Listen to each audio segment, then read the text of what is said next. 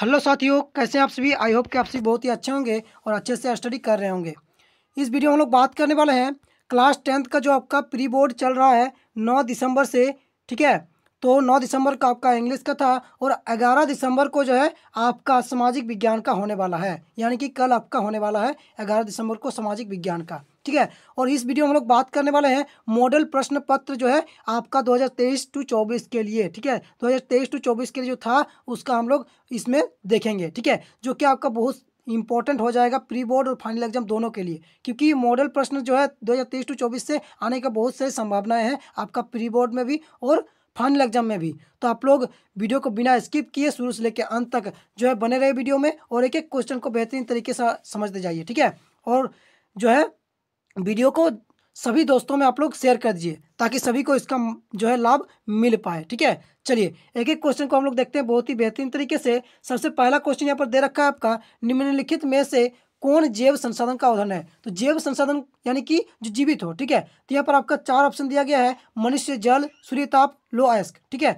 तो इनमें से जो है आपका जैव कौन है, जीवित कौन है। तो जीवित कौन है, मनुष्य है। ठीक है, जल तो जीवित नहीं है, सूर्यताप भी नहीं है, लो अयस्क भी नहीं है, तो मनुष्य जो हो जाएगा आपका राइट आंसर हो जाएगा ऑप्शन ए। ठीक है, चलिए इसी प्रकार हम लोग अगला दूसरा क्वेश्चन देख लेते हैं। अगला दूसरा क्वेश्चन दे रखा है यहाँ पर, कहता है मानव जीवन की गुणवत्ता और विश्व शांति बनाए रखने के लिए संसाधनों का समाज में कैसा बनावट होना चाहिए। तो समाज में कैसा बनावट होना चाहिए विश्व शांति बनाए रखने के लिए। ठीक है, तो न्याय संगत। ठीक है, न्याय संगत होना चाहिए, तब जाके क्या होगा, विश्व शांति और जीवन की गुणवत्ता बनी रहेगी। ठीक है, चलिए अगला हम लोग क्वेश्चन देख लेते हैं। तीसरा क्वेश्चन कहता है कि निकोबारी कबूतर किस जातियों के श्रेणी में आता है। निकोबारी कबूतर जो है ये किस जाति की श्रेणी में आता है। तो ये स्थानीय जाति की श्रेणी में आता है। निकोबारी कबूतर जो है ये किसी विशेष स्थान पर पाए जाते हैं। इसी प्रकार हम लोग चौथा क्वेश्चन देख लेते हैं। चौथा क्वेश्चन यहाँ पर दे रखा है, निम्नलिखित में से कौन सुमेलित नहीं है। तो कौन सुमेलित नहीं है, तो ऑप्शन डी आपका सुमेलित नहीं है, गंगा। गंगा में भाखड़ा नलंग नलंग परियोजना नहीं हुआ है। ठीक है, जबकि महानदी पर भी हुआ है हीराकुंड परियोजना। ठीक है, टाका में भूमिगत जल टैंक बनाता है टाका में। ठीक है ना, तो ये सभी जो है सुमिलित है, लेकिन जो है ऑप्शन डी आपका ये सुमिलित नहीं है। गंगा में भाखड़ा नलंग परियोजना नहीं हुआ है, गंगा में नमामि गंगा करके एक जो है हुआ है। ठीक है, तो आप लोग याद रखेंगे। चलिए अगला आपका पांचवा क्वेश्चन कह रहा है यहाँ पर, रबी फसलों को किस ऋतु में बोया जाता है। रबी फसल जो है इसको किस ऋतु में बोया जाता है, तो शीत ऋतु में बोया जाता है। आप लोग याद रखेंगे। रबी फसल का उदाहरण क्या क्या हो जाएगा, तो हो जाएगा आपका गेहूं। ठीक है, सॉरी एक मिनट, गेहूं, गेहूं हो जाएगा। ठीक है, और क्या हो जाएगा आपका चना। ठीक है, चना हो जाएगा, मटर हो जाएगा। ठीक है, मटर हो जाएगा। तो ये सभी जो हो जाएगा आपका किसका, रबी फसल का जो है उदाहरण हो जाएगा। ठीक है, तो आप लोग याद रखेंगे। चलिए अगला आपका यहाँ पर क्वेश्चन दे रखा है, छठा नंबर का, कहता है चाय किस प्रकार की कृषि का उदाहरण है। ठीक है, चाय किस प्रकार की कृषि का उदाहरण है, तो चाय जो है रोपण कृषि है। किस प्रकार की कृषि है, रोपण कृषि है। ठीक है, तो ये आप लोग याद रखेंगे, रोपण कृषि है। और भी रोपण कृषि का उदाहरण हो जाएगा, जैसे कि आपका हो गया पहला हो गया चाय। ठीक है, चाय हो गया। ठीक है, इसके बाद रबड़ हो गया। ठीक है, रबड़ हो गया, कॉफ़ी हो गया, कॉफ़ी हो गया। ये सभी जो हो जाएगा, ये सभी क्या हो जाएगा, ये रोपण कृषि का उदाहरण हो जाएगा, रोपण कृषि का। ऐसे भी पूछा जा सकता है कि रबर किस प्रकार की कृषि है, और ऑप्शन दे देगा इस प्रकार से। तो आप लोग याद रहेगा तो आप लोग जरूर करके आएंगे कि रोपण कृषि है। ठीक है, चलिए अगला हम लोग सातवां नंबर क्वेश्चन देख लेते हैं। सातवां नंबर क्वेश्चन कहता है, झारखंड के गुआ और नोआमुड़ी में कौन सा खनिज पाया जाता है। झारखंड के गोवा और नोआमुड़ी में कौन सा खनिज पाया जाता है, तो लो अयस्क पाया जाता है। ऑप्शन ए जो हो जाएगा आपका राइट आंसर हो जाएगा, ऑप्शन ए आपका राइट हो जाएगा। ठीक है, चलिए इसी के साथ हम लोग अगला आठवां नंबर का क्वेश्चन देख लेते हैं। आठवां नंबर का क्वेश्चन जो है कहता है, निम्नलिखित में से किसका परिवहन पाइपलाइन द्वारा होता है। तो पाइपलाइन द्वारा जल का भी परिवहन होता है, कच्चा तेल का भी होता है, पेट्रोल उत्पादन का भी होता है, उपयुक्त सभी हो जाएगा इसका आंसर। ठीक है, ऑप्शन डी जो हो जाएगा आपका राइट आंसर हो जाएगा। चलिए अगला हम लोग नौवां नंबर क्वेश्चन देख लेते हैं। हमारे देश की 22 प्रमुख भाषाओं के संविधान की किस अनुसूची में रखा गया है। 22 जो प्रमुख भाषा है संविधान जो हमारे देश के, वो संविधान की किस अनुच्छेद में रखा गया है, तो अनुच्छेद 8वीं में। ठीक है, अनुच्छेद 8वीं में रखा गया है। ठीक है, ये संविधान के अनुच्छेद 8वीं में रखा गया है, अनुसूची में। ठीक है, अनुसूची में, अनुच्छेद में नहीं है, अनुसूची में। ठीक है, सॉरी अनुसूची में, याद रखेंगे। ठीक है, और ये 22 प्रमुख भाषाएं कौन कौन से हैं, तो बहुत सारे हो जाएंगे, ठीक है। हिंदी हो गया, उर्दू हो गया, तेलुगु हो गया, गुजराती हो गया, ठीक है, संस्कृत हो गया, पंजाबी हो गया, ये सभी जो है आपका 22 प्रमुख भाषाओं के अंतर्गत आते हैं, ठीक है। चलिए अगला आपका हम लोग देख लेते हैं 10वां नंबर का क्वेश्चन। 10वां नंबर का क्वेश्चन कहता है स्थानीय शासन व्यवस्था में कितना पद महिलाओं के लिए आरक्षित है। महिलाओं के लिए स्थानीय शासन व्यवस्था में महिलाओं के लिए कितने सीट पद जो है आरक्षित है, तो कितना पद आरक्षित है, 1/3, ठीक है, 1/3 पद जो है आरक्षित है, ठीक है, आप लोग याद रखेंगे। चलिए अगला आपका यहाँ पर 11वां नंबर का क्वेश्चन दे रखा है, कहता है अमेरिका में नागरिक अधिकार आंदोलन कब हुआ। अमेरिका में नागरिक अधिकार आंदोलन कब हुआ, तो 1954 से 1968 के बीच में आपका जो है क्या हुआ था, अमेरिका में नागरिक आंदोलन कानून हुआ था, ठीक है, याद रखेंगे। ऑप्शन बी आपका राइट हो जाएगा, ठीक है।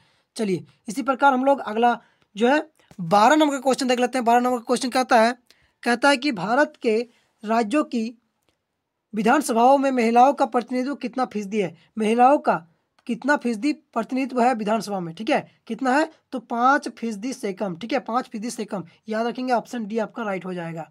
चलिए इसी के साथ हम लोग अगला 13 नंबर क्वेश्चन देख लेते हैं। 13 नंबर क्वेश्चन क्या कहता है इनमें से कौन से देश में द्विदलीय व्यवस्था है। द्विदलीय, ठीक है, एक दलीय नहीं, द्विदलीय व्यवस्था है, तो यहाँ कहाँ पर है, ये आपका अमेरिका में है। ऑप्शन बी जो हो जाएगा आपका राइट आंसर हो जाएगा, ठीक है। इसी के साथ हम लोग अगला 14 नंबर का क्वेश्चन देख लेते हैं। 14 नंबर का क्वेश्चन क्या कहता है, नेपाल में राजतंत्र को किस वर्ष समाप्त किया गया। कहाँ पर, नेपाल में किसको समाप्त किया गया, राजतंत्र को, और किस वर्ष ना, तो किस वर्ष समाप्त किया गया, 2008 को किया गया। आप सोच सकते हैं कि राजतंत्र को कब समाप्त किया गया, 2008 को, ठीक है। और आप लोग बताएंगे कि जो है हमारा देश कब आज़ाद हुआ था, ठीक है, हमारा देश कब आज़ाद हुआ था वो आप लोग कमेंट में बताएंगे, ठीक है। चलिए अगला हम लोग यहाँ पर जो है 15 नंबर का क्वेश्चन देख लेते हैं। 15 नंबर का क्वेश्चन कहता है बोलीविया में पानी के निजीकरण के खिलाफ आंदोलन की अगुवाई किस संगठन ने किया था। बोलीविया में पानी के निजीकरण, ठीक है, पानी के निजीकरण के खिलाफ आंदोलन की अगुवाई किस संगठन ने किया था, तो कौन सा संगठन, FEDECOR, ये एक संगठन है, ऐसे भी आप कह सकते हैं फीडकोर, ठीक है, फीडकोर एक संगठन है जिसने निजीकरण के खिलाफ आंदोलन की थी, पानी के निजीकरण के खिलाफ आंदोलन की अगुवाई की थी इसी संगठन के द्वारा, ठीक है, तो आप लोग याद रखेंगे। चलिए अगला आपका 16 नंबर का क्वेश्चन है, कहता है केरल में शिशु मृत्यु दर कम होने का एक कारण निम्नलिखित में से कौन सा है, तो एक कारण कौन सा है, शिक्षा एवं स्वास्थ्य जैसी मौलिक सुविधाओं की पर्याप्त उपलब्धता। हम ऑप्शन नहीं पढ़ रहे हैं क्योंकि ऑप्शन पढ़ने से क्या होगा, वीडियो लंबा हो जाएगा और आप लोग पढ़ने नहीं खोजेंगे, ठीक ना, तो इसके लिए जो है जो ऑप्शन नहीं पढ़ रहे हैं, डायरेक्ट आप लोगों का आंसर बता रहे हैं, ठीक है। तो केरल में शिशु मृत्यु दर कम होने का कारण निम्नलिखित में से कौन सा है, तो शिक्षा एवं स्वास्थ्य जैसी मौलिक सुविधाओं की पर्याप्त उपलब्धता, ठीक है। ऐसे भी आपका क्वेश्चन आ सकता है कि सबसे कम शिशु मृत्यु दर किस राज्य में होता है, तो आप लिखेंगे केरल में, ठीक है, केरल में होता है। चलिए अगला आपका जो है यहाँ पर 17 नंबर का क्वेश्चन है, कहता है निम्नलिखित में से किसे संगठित क्षेत्र में नियोजित कहा जा सकता है, किसे, तो बहुराष्ट्रीय कंपनी का अस्थायी कर्मचारी को, बहुराष्ट्रीय कंपनी का अस्थायी कर्मचारी को क्या कहा जा सकता है, संगठित क्षेत्र के नियोजित कहा जा सकता है, संगठित क्षेत्र में नियोजित कहा जा सकता है, ठीक है, याद हो गया। चलिए अगला हम लोग 18 नंबर का क्वेश्चन देख लेते हैं। 18 नंबर का क्वेश्चन कहता है कि रोजगार के अधिक अवसर उत्पन्न करने के लिए निम्न में से कौन से उपाय किए जाते हैं, तो रोजगार के अधिक अवसर उत्पन्न करने के लिए, ठीक है, कौन से उपाय किए जाते हैं, तो सिंचाई की सुविधा में वृद्धि, विद्यालय एवं अस्पताल की स्थापना, खाद्य प्रसंस्करण इकाई, ठीक है, की स्थापना, ठीक है। तो ये आपका कौन वाला ऑप्शन हो जाएगा, ऑप्शन ए केवल एक, option B 1 2, option C 2 3, option D 1 2 3, इस प्रकार से हम बोल दिए, ठीक है। तो ये आपका पहला दूसरा तीसरा जो है तीनों आपका जो हो जाएगा, क्या हो जाएगा, रोजगार के अधिक अवसर उत्पन्न करने का क्या हो जाएगा, उपाय हो जाएगा, ठीक है, अधिक अवसर उत्पन्न कर जो है अधिक अवसर उत्पन्न करने का एक उपाय हो जाएगा, ये तीनों हो जाएगा। अधिक सिंचाई की सुविधा में वृद्धि, ठीक है, सिंचाई की सुविधा में नलकूप जैसा हो गया, ये सभी को लाना, ठीक है, लगाना, विद्यालय एवं अस्पताल की स्थापना, ठीक है, हर जो है जिला में दो तीन जो है विद्यालय, दो तीन नहीं, विद्यालय तो गांव गांव में होना चाहिए, और अस्पताल, इस प्रकार से जो है रहेगा, तब क्या होगा कि रोजगार के अधिक अवसर उत्पन्न होगा। ठीक है, खाद्यान्न प्रसंस्करण, ठीक है, खाने का जो वस्तु है वो उसका जो है मिल पाए। ठीक है, तो इन सभी का जो सुविधाएं रहेगी तब क्या होगा, रोजगार के अधिक अवसर उत्पन्न होगा। ठीक है, आई होप कि आप लोग समझ गए होंगे। तो ऑप्शन डी आपका राइट हो जाएगा। ठीक है, ऑप्शन डी जो हो जाएगा आपका राइट हो जाएगा। चलिए, इसी के साथ हम लोग अगला 19वां नंबर का क्वेश्चन देख लेते हैं। 19वां नंबर का क्वेश्चन कहता है, निम्नलिखित में से कौन से एजेंसी भारत सरकार की ओर से करेंसी नोट जारी करता है। बहुत ही इंपॉर्टेंट क्वेश्चन है, वीवीआई क्वेश्चन है, आप लोग याद रखेंगे इसको। ठीक है, निम्नलिखित में से कौन से एजेंसी भारत सरकार की ओर से क्या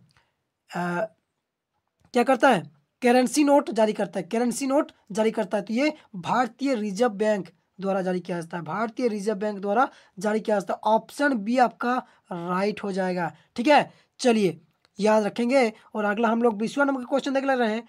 20वां नंबर क्वेश्चन कहता है, बहुत ही मजेदार क्वेश्चन है, कहता है कि राम और श्याम दो छोटे किसान हैं। ठीक है, राम है और श्याम है, जो दो छोटे किसान हैं जिन्होंने अलग अलग स्रोतों से 20,000 रुपया कर्ज लिया है।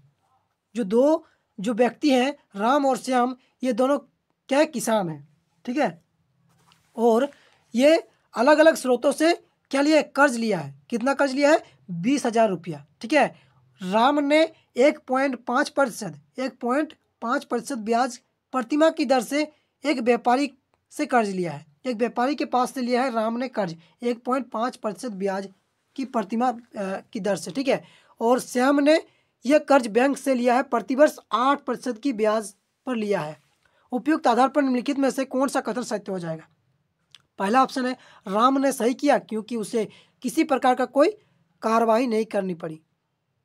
ठीक है, ऑप्शन बी है, श्याम की हालत ज़्यादा खराब है क्योंकि उसे ज़्यादा ब्याज देना पड़ रहा है। ठीक है, और ऑप्शन सी है आपका, राम की हालत ज़्यादा खराब है क्योंकि उसे ज़्यादा ब्याज दे रहा है, वो ज़्यादा ब्याज दे रहा है। ठीक है, तो ऑप्शन जो हो जाएगा आपका सी राइट हो जाएगा। ठीक है, सी आपका राइट हो जाएगा। तो आप लोग याद रखेंगे इसको, जो है सी आपका राइट हो जाएगा। राम की हालत ज़्यादा खराब है क्योंकि वो ज़्यादा ब्याज दे रहा है। ठीक है, चलिए अगला आपका 21 नंबर का क्वेश्चन है, कहता है कि भारत सरकार ने सूचना का अधिकार आरटीआई नामक कानून कब लागू किया। ठीक है, आरटीआई कानून जो है ये कब लागू किया, तो ये आपका लागू किया था, कब किया था, अक्टूबर 2005 को। ठीक है, कब किया था, अक्टूबर 2005 को, अक्टूबर 2005 को याद रखेंगे। अक्टूबर 2005 को जो है आपका क्या, आरटीआई नामक कानून को लागू किया था। ठीक है, चलिए अगला हम लोग क्वेश्चन 22 नंबर क्वेश्चन देख लेते हैं। 22 नंबर का क्वेश्चन कहता है कि सरकार द्वारा अवरोधों अथवा प्रतिबंधों को हटाने की प्रक्रिया क्या कहलाती है। अवरोधों और प्रतिबंधों की प्रक्रिया को हटाने की प्रक्रिया को क्या कहते हैं, तो इसको कहते हैं उदारीकरण कहते हैं। क्या कहते हैं, उदारीकरण कहा जाता है। ठीक है, ऑप्शन जो हो जाएगा आपका सी आंसर हो जाएगा। ठीक है, राइट आंसर हो जाएगा ऑप्शन सी।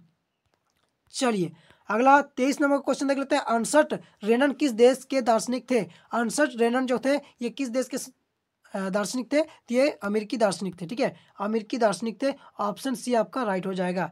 चलिए इसी के साथ हम लोग अगला 24वां क्वेश्चन देख लेते हैं। क्या कहता है, फ्रांसीसी क्रांति कब हुई थी, तो फ्रांसीसी क्रांति जो हुआ था 14 जुलाई 1789 ईस्वी को। यहाँ पर फुल डेट नहीं दिया हुआ है, तो आप लोगों को बता दें कि 14 जुलाई, कब, 14 जुलाई। ठीक है, 14 जुलाई को। ठीक है, 14 जुलाई को हुआ था, 14 जुलाई 1789 ईस्वी को। चलिए अगला आपका 25वां नंबर क्वेश्चन है, यंग इटली भूमिगत संगठन के स्थापक कौन थे। स्थापक कौन थे, तो कौन थे, जेत्सपी मेस्नी, ऑप्शन सी। ठीक है, याद रखेंगे, बहुत इंपॉर्टेंट है। ठीक है, चलिए अगला आपका 26 नंबर क्वेश्चन है, कहता है महात्मा गांधी दक्षिण अफ्रीका से भारत कब लौटे। ठीक है, महात्मा गांधी जो है ये दक्षिण अफ्रीका से भारत कब लौटे, तो ये आपका कब लौटे थे, ये लौटे थे आपका जनवरी 1915 को। ठीक है, याद रखेंगे जनवरी 1915 को जो है महात्मा गांधी कहाँ से लौटे थे, दक्षिण अफ्रीका से, ठीक है, दक्षिण अफ्रीका से। और फुल डेट पूछा जाए कितना जनवरी, तो 9 जनवरी, ठीक है, याद रखेंगे 9 जनवरी। इसको नहीं लिखते हैं, ठीक है, नहीं लिख देते हैं जनवरी, ठीक है। 9 जनवरी 1915 को, 1915 को जो महात्मा गांधी थे वो दक्षिण अफ्रीका से लौटे थे। और 9 जनवरी 9 जनवरी को उसी दिन क्या मनाया जाता है, भारतीय प्रवासी दिवस भी मनाया जाता है, याद रखेंगे भारतीय प्रवासी दिवस मनाया जाता है कब, 9 जनवरी को, ठीक है। भारतीय प्रवासी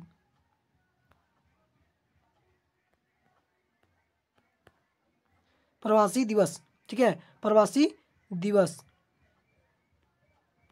दिवस जो है उसी दिन मनाया जाता है कब, 9 जनवरी को, ठीक है। तो आप लोग याद रखेंगे, बहुत कुछ इसमें हम लोग जाने, ठीक है।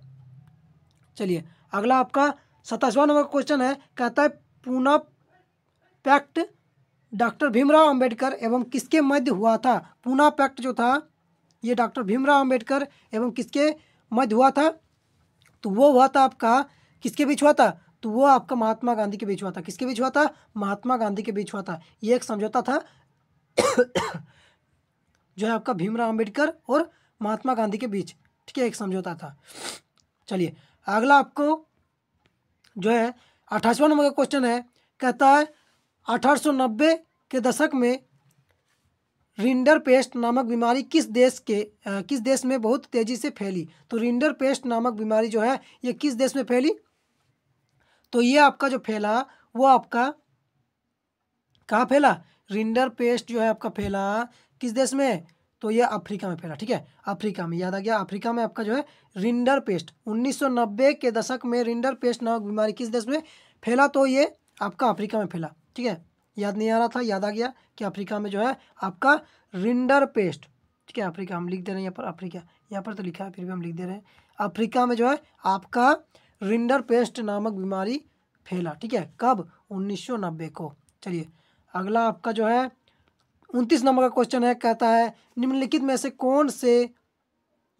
कौन देश मित्र राष्ट्र के पाले में था। मित्र राष्ट्र के पाले में कौन सा देश था, तो मित्र राष्ट्र के पाले में जो था वो आपका था ब्रिटेन था। कौन था, ब्रिटेन था। ऑप्शन सी आपका राइट हो जाएगा। चलिए अगला आपका 30 नंबर क्वेश्चन है और लास्ट क्वेश्चन है, यही आपका लास्ट क्वेश्चन है। क्या कहता है, स्पेनिंग जनी मशीन किसके द्वारा बनाई गई थी। स्पेनिंग जनी मशीन जो है ये किसके द्वारा बनाई गई थी, तो बहुत ही इंपॉर्टेंट है, किसके द्वारा बनाई गई थी, तो जेम्स हारग्रीव्स के द्वारा बनाई गई थी, ऑप्शन सी, ठीक है, ये आपका राइट आंसर हो जाएगा। ये भी क्वेश्चन जो है आपका प्री बोर्ड में आने का बहुत सारे चांसेस है आई थिंक, ठीक है। तो आप लोग याद कर लेंगे। और वीडियो जो है अच्छा लगा तो लाइक कीजिएगा, और अभी तक हमारे चैनल को सब्सक्राइब नहीं किया है तो सब्सक्राइब कर लीजिएगा। मिलते हैं अगले वीडियो में, तब तक के लिए बाय, ठीक है।